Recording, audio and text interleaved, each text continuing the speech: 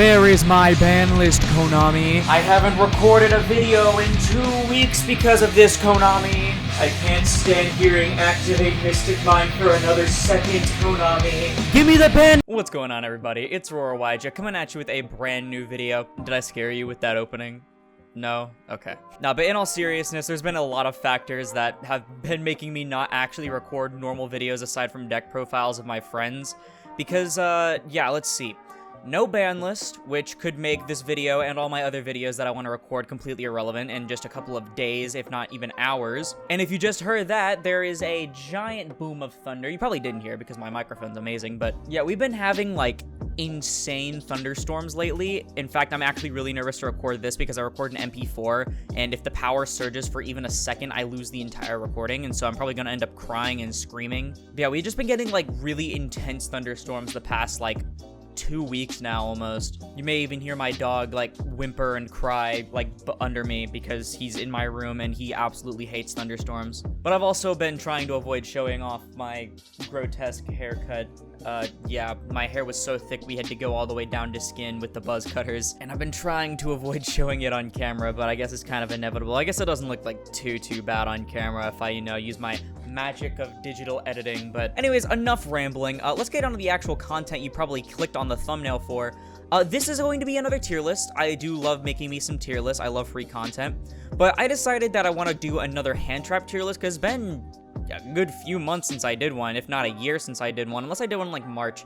Did I do one in like March? I don't remember. But it's been a good while since I did a hand trap tier list, and so I wanted to do another one because we are in like a majorly different format since then. And some people still don't know what hand traps are like the best things to run in the main or even the side. But yeah, I'm not gonna rant for too long. Basically, we have a bunch of different hand traps here that you could play, and a few different categories. High impact are basically the ones that you want to be using the most. Solid are the ones that can see spots in your deck, or at least your side deck. Situational are the ones that can come up, or maybe just depend on what deck you're playing. And then don't recommend are the ones that just don't do too much right now. So anyways, I'm going to be starting off the list with everybody's favorite feet ghost girl, Ash Blossom. I'm actually going to be putting Ash Blossom in the high impact category. So a lot of people are under the impression that Ash is just okay right now. I've seen a lot of people just not even play her at all, but I think that's just the furthest from the truth. Because Ash, while it doesn't give a like perfect trade with monsters right now, because we have a lot of monsters you would be ashing as opposed to back row, it does still have its uses. So not only are there other things that are not monsters that you could hit with Ash, such as Sprite Starter, you do have to watch out for Gamma, which we will get into in a little bit, but Ash is really good for defending yourself against some choke points of certain decks. Specifically in the Sprite and Tier matchups, Ash can really shine. Ash is amazing against Gigantic Sprite because, believe it or not, Sprite actually doesn't always have the red out to protect from Ash. A lot of the time, they don't even have anything to protect their Gigantic Sprite. And if you Ash the Gigantic, then unless they have Swap Frog already in their hand for their normal summon, then they really don't have anything to go for. Not only that, but in the Tier matchup, not only is it good to hit just their normal things like Kid Kalos, which I would prefer you Imperm or Veiler that actually, but having the Ash for your turn on turn 0 when they activate Hovness is really good. That way you don't get hit by like Dragostapelia Kaleido Heart like I got hit by the other day on your own turn. Because if anything, while it doesn't actually do a 1-for-1 trade with the Hovness and they still have it on in their hand for their turn, you've still at least been able to set up your own disruptions and all of your other stuff before they're able to play on your turn. As always though, Ash is always still just a really good pick for the like tier 2 and lower matchups. You know, hitting a Robina is really strong, of course, and all sorts of other like decks that are a little bit lower. I think hitting Mathmech Circular is really good for the Mathmech matchup. I haven't even actually played against Mathmech myself yet, so. But Ash will always have its uses and always have its place in the format. And so while some people are saying that it should probably be in the solid category in their eyes if going by my tiers, I would personally put it in the high impact category. Next up we have Ghost Belle, and I'm going to be putting Ghost Belle in... do we put her in solid or high impact? So I'm going to put her at the top of solid, even though she has a lot of really great uses right now. So first off, you have Sprite Elf and Ronin Totem. Ghost Belle is really amazing at hitting those. And it is really good in the tier matchup if you're able to hit their stuff in the graveyard, because you have to keep in mind that a lot of the time, tier is going to be triggering a lot of different effects at once, and so you won't always be able to Ghost Belle the things that are trying to return to the deck, as opposed to something like Ash that hits the cards as they're activating into mill. It's a lot different when you're trying to actually hit the things that are shuffling back. However, that's not to say that Belle is bad in the tier matchup. If they don't have anything to chain block, then this will absolutely ruin their entire day. Not to mention you can hit like the second effect to Kit Kalos as well. And then of course, it's another situation like Ash where you can just hit a bunch of the tier 2 and lower decks and for their like niche little spots. But another thing I like to say about Belle, at least, is that it's really good to side out or keep in the side deck in the first place. And so you have a lot more flexibility with it than you would other hand traps. So yeah, Ghost Belle in this format, I would personally put in the solid category. Speaking of hitting the graveyard, next up we have DD Crow, and I'd argue that DD Crow is actually a bit stronger than Ash right now. So DD Crow basically takes everything that's good about Belle in this format and amps it up by 11. So not only are you able to stop things like Elf and Ronin Totem for the Sprite matchup, and the tier stuff from shuffling back into the deck, but it banishes it permanently so that they don't have it in graveyard for later. Especially this is good in cases like with the Ronin Totem, where, you know, you just hit one interruption, or one use of it, I should say, sorry, with the Ghost Belle. DD Crow gets rid of the problem entirely. This also goes for the other sprites they would be trying to summon from grave, or like the IP. But it's also really good against tier because instead of having those tiers in grave, you know, they're gonna have them completely gone, and I don't believe they have too much banished recycling. But the best part about it compared to Ghost Belle is that you don't have to use it directly in response. Tier could go like Chainlink 1, Sheeran in grave, Chainlink 2, Shadal Beast, Chainlink 3, Rhino Heart, and you're trying to hit that Sheeran. Well, you can just DD Crow the Sheeran, even though it was Chainlink 1, because it doesn't rely on having to respond directly to anything. You can just use it whenever you feel like it. Not only that, but DD Crow has a lot of surprising applications outside of the top 2 decks. You know, you could go against something like Drytron, where this completely destroys them. A lot of rogue decks rely on having at least something in graveyard. Hitting Marincess is really good with DD Crow when they're using like Blue Slug, to target the like Seahorse or something in grave. So it's something that's already amazing against Sprite and Tier, while also having a lot of applications against some smaller decks that could potentially shut them down entirely. Next up on our list, we're going to have Dimension Shifter, and I'm going to be putting Dimension Shifter above DD Crow, below DD Crow. Okay, I'm gonna put it below DD Crow because it is a bit harder to use than DD Crow, but it is a very strong hand trap that does a very similar thing to DD Crow. Basically, Dimension Shifter is taking everything that's good about DD Crow and just making it last for 2 turns, and it's for everything. Very few decks are able to play through Dimension Shifter, much less play the card themselves, but if you can play Dimension Shifter right now, it is one of the most format warping hand traps of all time. Making sure everything gets banished and nothing ever touches the graveyard for 2 whole turns completely shuts off decks like Tier, and it really forces a deck like Sprite to play around it, because yes, granted, while Sprite has been siding it in some situations for the Tier matchup, it has to completely change its game plan. It's not able to go into the frog stuff. They typically have to go into something like Djinn Buster, and of course that gives them a lot less disruption than they would have had before. But guys, a macro Cosmos that you can use from hand, and especially in response to anything that could potentially even benefit your deck in a situation like Flunder, most decks are just gonna skip their entire turn for that. The only reason I put it under DD Crow is because more decks can play DD Crow, and DD Crow isn't as dead later on in the match as opposed to Dimension Shifter if you have anything in grave. But other than that, Dimension Shifter is just an absolutely like ridiculous card. Personally, I don't think it ever should have been printed, but you know, that's just me. But yeah, so Dimension Shifter is going to be in our high impact category. We're already starting to flesh out the high impact category a lot here, but I do think it's deserving of the spot. Next up, we have Droll and Lockbird, and I'm going to be putting Droll... I'm going to be putting Droll just above Ghost Belle, because Droll is more of a blowout than Ghost Belle. However, I would argue a little bit that it doesn't hit as many things, and while that may sound a bit ridiculous, I do have a few explanations for it. So Droll really doesn't do anything to something like Tier if they're not playing the Danger variant. If they're playing the Danger variant, putting them under Droll prevents them from even activating any of the Danger effects.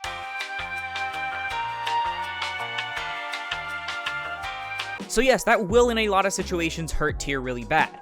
However, if they're playing like the branded package or something instead, they're really not going to give less of a shit. Sprite is a bit of a 50-50 chance, because if they only open like the Sprite starter 1-card combo, or like certain other like combos as well, then they really cannot perform under Droll very well. But if they open like, you know, the Diva or the Nimble thing, and then like 2 extenders or something like that, or even one extender, I think it should be enough, then you really don't care too much. As long as they can access their gigantic, you know, That's the real thing. But Droll is very good against some of the other decks. We have Runic that's seeing a lot of play suddenly out of nowhere, and this completely shits on Runic. You also have a deck like Flunder, which if they don't already draw the things that they want, they can't really do anything under Droll. So many other decks just like touching and interacting with their deck way too much for Droll to not be super effective against them. So while it doesn't always affect the top 2 decks, it completely blows out some of the lower decks as much as it always has. So yeah, Droll is definitely super solid. I would definitely try to find space for it in your side deck at least. Not to mention it's actually even more accessible than ever after the reprint in Tactical Masters, and so I think it's deserving of the spot in solid. Next up we have Psy-Framegear Gamma, and I think Gamma is a very strong hand trap. I think the fact that you can go first or go second with it is really nice, and you can use it to break boards or protect your own stuff. And strictly because of how well that a deck like Sprite can use it, I'll put it just above Ash Blossom. So the thing is with Gamma is that it really thrives in decks that have starter cards that don't put a monster on the field. Something like Sprite Starter, Tri-Brigade Fractal is another one of them, Rescue Cat. Anything that would try to start your combo and be really important that can be like ashed, that leaves your board open so that Gamma can be used. So of course a deck like Sprite can really utilize this when activating something like Sprite Starter, especially because Gamma itself is a level 2 and then it summons a free body with the driver. That's a free Sprite Elf right there, or when it comes out, Sprite Sprint. I believe that Tier can also play Gamma. Correct me if I'm wrong here. I don't know if they have any lock like that. I don't think they do. But I do believe that there is the possibility to use Gamma in Tier. It's probably already being used in a lot of the Danger Lists. I know the Danger List can at least take a lot of advantage of it because it's free link fodder. Maybe not so much the branded one because, you know, you can't really use them as fusion material for too much. But regardless of that, I think Gamma is just really strong. Not to mention for going second, because we're in a very board breaker heavy format right now. And so because Gamma can function as both a hand trap and as a board breaker, it is really good because, you know, going second, activate something like Sprite Starter, your opponent goes to negate it with like, I don't know, Baronet or something, or a Toad, and then you hit them with the Gamma. Not only are you baiting out their disruption and getting rid of it and destroying it completely, but you're also just getting 2 free bodies on board that can either go into something like your Sprite plays, it can go into a Psy-Frame Lord Omega, which can rip a card from the opponent's hand, as well as serving as a 2800 body. It can give you access to even more links, such as even Access Code Talker. Overall, Gamma is a very strong and quite literally the definition of a high-impact hand trap because it does so much in its trade, and so I'm going to be putting it above Ash in the high-impact category. Next up, we have No Material, and look, man, we all know that No Material is the secret, hidden, terrible hand trap that is not really going to come up at all. I was hoping and coping on this card so much. I thought it'd be really cool. Personally, you know, just a little secret between both of us, the Vernalizer Fairies, slash Vernuslists, whatever you want to call them, well, they have the ability to search this card, so, keep that in mind, but nah. No Material isn't that great of a card, unfortunately. I think it has its uses. I just don't think right now it's like too crazy. Technically, it could win you a game in the Sprite matchup because of the choke points of Sprite if you know they're obviously going to try to go into a Gigantic or try to use the Gigantic for an Elf, but you know, it's at least it's funny. But yeah, No Material, as much as I love the card, it's just not really worth it right now, if ever. Next up, we have Imperm. Imperm is a very strong hand trap. Overall, one of my favorites in the game, one of the strongest in the game. I'm actually going to put it above Ash in high impact. I think it is just... There's a lot of things in high impact right now already, I know, but I just think there's so many hand traps that are like really good that you can play right now, especially if your deck can afford to, like with Gamma and Dimension Shifter. And I think Imperm is one of them. I think when you're thinking about hand traps to run right now, because, you know, most decks are playing at least one hand trap, and if they are, it's Imperm, you know? It's one of those ones that it's good for multiple different applications. You can use it going first, you can use it going second, you can like set it on your turn, you can break boards with it, you can use it when your opponent's going first. It has like everything that's good with Gamma, just without the actual like destruction and the free bodies, but you can just use it for a lot overall. It's really good, especially against Sprite players when a lot of them go for red and then they don't have the carrot on board, and so you just Imperm them. And then Imperm can also just shut down things like Tier if you hit the Kit Kalos and they don't have any way to extend through that. It's one of the best 1-for-1 trades in the game, really, even if the monster it hits does stay on board, as long as you time it properly. Yeah, I think if there's any hand trap you can be playing in this board breaker format right now, Imperm is definitely the way to go. Next up, we have Artifact Lancia, and I'm gonna put Lancia... I mean... Okay, so I'll put it in situational because it does hit, like, Runic, I guess, if you're trying to hit them on their turn, so, you know, you have a chance to draw into your stuff to out whatever they have, you know, before they start using their stuff. And it can be really good at, like, your local setting or something like that. Like, if you have a local full of, like, Dinos, Grenmaju, like, any deck that banishes a bunch to get its plays going, Thunder Dragon, I guess, in 2022, it can definitely be really strong there. However, in, like, a higher bar, I don't see this card anywhere. I don't think there's a reason to play it, like, too much, unless it is just for, like, only Runic. But even then, Runic just plays on your 10 anyway, so it doesn't really matter. And it's really weird because we had so many formats where Lancia was such a blowout card in a row. Like, at least for, let's see, starting from, like, late 2018, that was, like, almost 3 years of Lancia being an amazing blowout card for the side deck, and now it's just, honestly, I'd say in a very high competitive scene, or setting, I should say, I'd say this card's practically useless. Like, you could just put your side deck slot as something, like, completely different. See, I will say that there are certain cases where Lancia can be good, but personally, I just wouldn't fit it in my side right now. Next up, we have Ghost Mourner, and I will admit that compared to the last few tier lists I made with Ghost Mourner has gotten a lot better as a card, mainly because you can hit things like Gigantic Sprite, and to an extent, tier limits kick Kalos as well. They have to send it, but, you know, I think that doesn't matter because they do that anyway. Though, to be fair, if they do send it, they're going to take 2300, which is really good in time.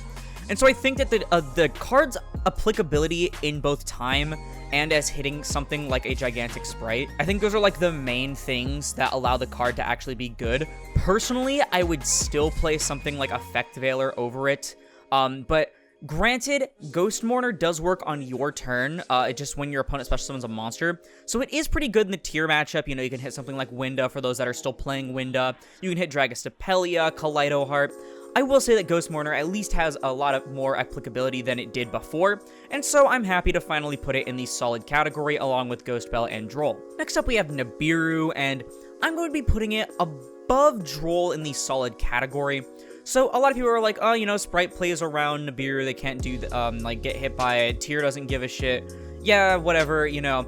But you gotta think that literally any other combo deck that isn't one of those two decks is going to die to Nibiru. You know that, right? Like, Nib is just such a strong blowout card, and especially because most decks aren't prepared for it right now, because Sprite and Tier don't really care about it, people are playing it a bit less, or at least so they think, and so they're gonna completely ignore Nibiru and then get godsmacked by Dwayne Johnson. Overall, if you got space in your side, or even your main in some situations, I would totally go for Nib right now. I think it's really strong. The only reason I'm not putting it in high impact is that because it doesn't hit Sprite and Tier, which are the two most represented decks. But other than that, anything that isn't one of those two decks, most of the time can just get godsmacked by Nibiru. Next up, we have Ogre, and it does sadden me a bit to say this, but I'm going to be putting her at the top of situational. I think she's just okay right now. You can hit things like the Runic Field Spell, and it is really good against Gigantic Sprite, but the thing is that Ogre was really good until people realized that a lot of the other hand traps like Ash and Imperm and to an extent DD Crow kind of just hit the decks that she was good for a lot better, mainly just because we don't have all this adventure stuff going around right now. Ogre was really good when we had a lot of adventure because this could hit Fateful Adventure and hit other things like the Wandering Griffin Rider on your turn. But now that we're seeing like a small chunk less of adventure and more of like Tier and stuff, which Tier does not care about this. The most you can hit with this is like the field spell when it's trying to pop something, or, you know, I guess Dragostapelia as well, but at that point you could have just played another hand trap that did the job better and had more applicability. And so Ogre, as much as I love her, I don't think she's really too great. If you want to side her, be my guest, but I don't think that she's something you should be keeping on your radar too much. Next up we have Phantasme, and Phantasme is still in a very bad spot. I don't think this card is going to have another good competitive use until we get into a format where everything is just link spamming again, but with things like all of the old like Hulk combo enablers like Auroradon and Link Cross and all of those gone, and with Dark Warrior having to, like, it's been nowhere in like years, or any other deck similar to it, I just don't think we're going to be seeing a time when Phantasme is that cracked anymore.